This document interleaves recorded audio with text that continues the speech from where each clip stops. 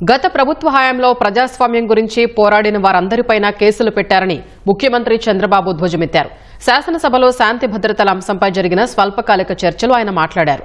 ప్రస్తుత speaker, deputy speaker, మంత్రులు సహా ప్రజాప్రతినిధులు అందరూ గత పాలకులు పెట్టిన అక్రమ కేసుల బాధితులే అని చెప్పారు. తనపై 17 కేసులు పెట్టి వేధించారని, ఇది అరాచకానికి పరాకాష్ట అని మండిపడ్డారు.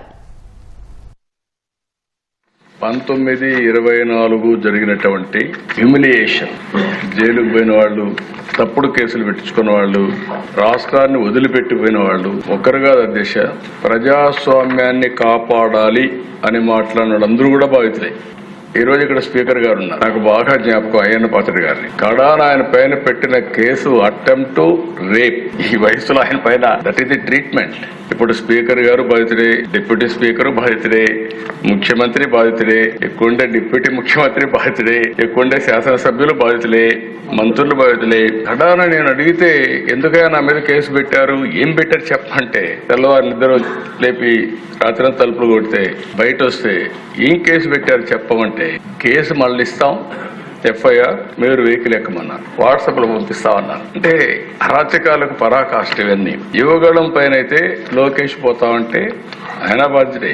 ఎవ్రీవేర్ మైక్ ఇవ్వాల. నేను వెళితే ఆ దిశ అంగళ్ళలో నేను దారిని వస్తా ఉంటే నా మీద దాడి చేసి, మా వాళ్ళ పైన దాడి చేసి తిరిగి నా పైన కేసులు పెట్టారు. ఎక్కువండే రామప్రసాద్ రెడ్డి ఉన్నాడు, కిషోర్ కుమార్ ఉన్నాడు, వీళ్ళందరూ ఉన్నారు దేశాలు నాతోనే ఉన్నారు. అనపర్తిలో నన్ను నిలిపేస్తే అనపర్తి వరకు నడిచి వస్తే మళ్ళా కేసులు పెట్టారు. దాంట్లో కూడా కేసులు పెట్టారు. అక్కడ అది కూడా కరెంట్ అంతా కట్ చేస్తే సెల్ ఫోన్ వెలుగులు పెట్టి ఇక్కడే ఉన్నాడు మన రామకృష్ణారెడ్డి.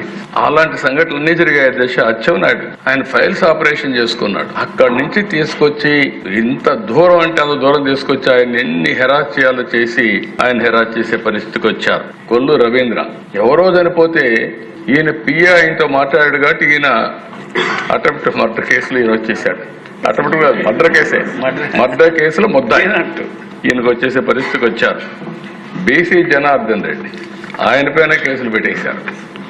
ఆయన జైల్లో పెట్టేసి చాలా ప్రయత్నాలు చేసి మళ్ళా బయటకు వచ్చారు. అప్పుడప్పుడు ప్రెస్ కాన్ఫరెన్స్ పెట్టి సాక్ష్యాలని చెప్తున్నాడని ధూళిపాడు నరేంద్ర పైన అయితే కేసులు పెట్టి ఇష్టానుసారంగా బయట రానివ్వకుండా చేసే పరిస్థితికి వచ్చారు.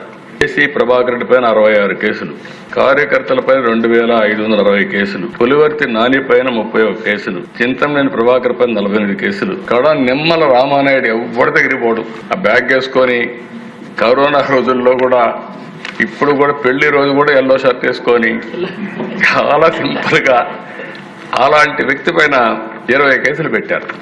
దేవినేని ఉమా పైన 27 కేసులు, ఆంజనేయుల పైన 16 కేసులు, అయ్యన్న పత్రుల పైన 14 కేసులు, బీటెక్ రవి కొన్ని చెప్పుకోలేకపోయారు 14 కేసులు, కోన రవికుమార్ పైన 15 కేసులు, కాలువ శ్రీనివాసుల పైన 14 కేసులు. ఇక సరే మిమ్మల్ని అయితే చాలా ఎట్లా చేశారో ప్రపంచానికి అంత తెలుసు.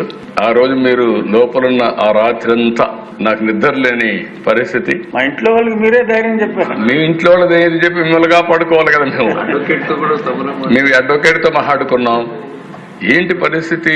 అగమ్య గోచరం. హైకోర్టు, మళ్ళా ఇక్కడ కోర్టు, సుప్రీంకోర్టు, ప్రతి ఒక్క కోర్టుతో సమన్వయం చేసుకుని ఎట్లా కాపాడుకోవాలో కాపాడుకోవడం కోసం నెక్స్ట్ డే జైలు కూడా పంపించారు కదా మిమ్మల్ని. కొట్టిన తర్వాత కూడా జైలుకి పంపించేసి మళ్ళీ అప్పుడు రాకపోతే ఆ జైల్లోనే ఏదో చేసి అనుకుంటే పెద్ద ప్రయత్నాలు చేసి అక్కడి నుంచే కదా మీకు సాయంత్రానికి మీకు ఆర్డర్స్ తెప్పించి హైదరాబాద్ మిలిటరీ హాస్పిటల్ పంపించి అక్కడ చెక్ చేస్తే మొత్తం వాస్తవాలన్నీ బయట పెట్టి అక్కడి నుంచి మీకు బెయిల్ ఇచ్చే పరిస్థితి, బయట వచ్చే పరిస్థితికి వచ్చారు.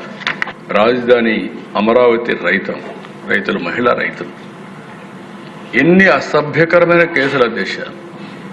కడాన డ్రోన్స్ ఎగరేసారు వాళ్ళ బాత్రూమ్ల పైన. దానికంటే భయంకరమైన సంఘటన ఒకటి ఉండదు. ఇలాంటివి అరాచకాలు ఒకటి కాదు దిశ. ఇండస్ట్రియలిస్టులు ఎంతమంది పారిపోయారు. ఈవెన్ కడానైతే మా జయదేవ్ అయితే పోటీ చేయలేదు. ఈజీగా గెలిచే వ్యక్తి వీళ్ళు చేసిన హెరాస్మెంట్. ఒక పక్క ఇండస్ట్రీ, ఇంకొక పక్క పాలిటిక్స్ వస్తే ఇండస్ట్రీ వదులుకోవాలి. ఎన్నో సంవత్సరాలు కష్టపడి సాధించిన ఇండస్ట్రీని వదులుకోలేక కడాన నాకు ముందే చెప్పాడు నేను పోటీ చేయనండి అంటే, సరే ఎవరికి చెప్పొద్దు నువ్వు అనవసరంగా, అవసరమా ఆలోచన ధైర్యం అంటే, లేదు సార్ ఇప్పుడు మా మీద ఆధారపడే ఉంది ఇండస్ట్రీ, ఇలాంటప్పుడు దెబ్బతింటే కరెక్ట్ కాదని చేసి చెప్పే పరిస్థితికి వచ్చా.